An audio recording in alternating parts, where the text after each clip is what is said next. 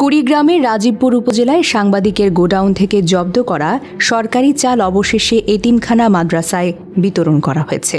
স্থানীয় এতিমখানা ও মাদ্রাসাগুলোতে এসব চাল বিতরণ করেছে রাজীবপুর থানা পুলিশ, যা এলাকায় সৃষ্টি করেছে ইতিবাচক সাড়া।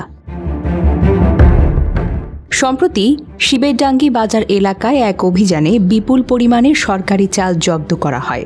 গোপন সংবাদের ভিত্তিতে প্রথমে স্থানীয় ছাত্রদলের নেতাকর্মীরা ঘটনাস্থলে তল্লাশি চালিয়ে 2টি গোডাউন থেকে মোট 71 বস্তা চাল উদ্ধার করেন। পরে উপজেলা প্রশাসন ঘটনাস্থলে উপস্থিত হয়ে সহকারী কমিশনার সাইকুল হাসান খানের নেতৃত্বে ভ্রাম্যমাণ আদালত পরিচালনা করে। এ সময় ফাতেমা ট্রেডার্সের মালিক ও এক গণমাধ্যম কর্মী সোহেল রানার স্বপ্নকে 50,000 টাকা জরিমানা করা হয়। জব্দকৃত চাল হস্তান্তর করা হয় রাজীবপুর থানায়।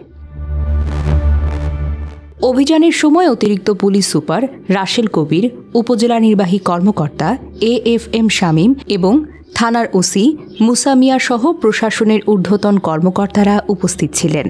তবে অভিযুক্ত সোহেল রানার স্বপ্ন অভিযোগ অস্বীকার করে দাবি করেন এসব চাল তার মায়ের খাদ্য বান্ধব কর্মসূচির অংশ।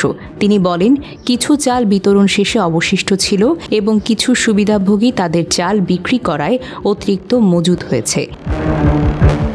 এরই ধারাবাহিকতায় মানবিক দৃষ্টিকোণ থেকে জব্দ করা চালগুলো স্থানীয় এতিমখানা ও মাদ্রাসায় বিতরণ করে রাজীবপুর থানা পুলিশ। পুলিশের ভাষ্যমতে এতে করে খাদ্য সামগ্রী প্রকৃত দরিদ্রের কাছে পৌঁছানো সম্ভব হয়েছে।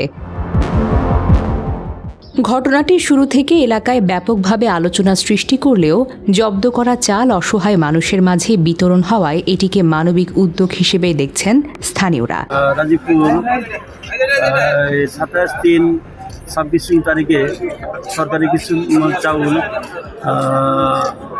জব্দ করা হয়েছিল। সেগুলি থানায় জমা ছিল।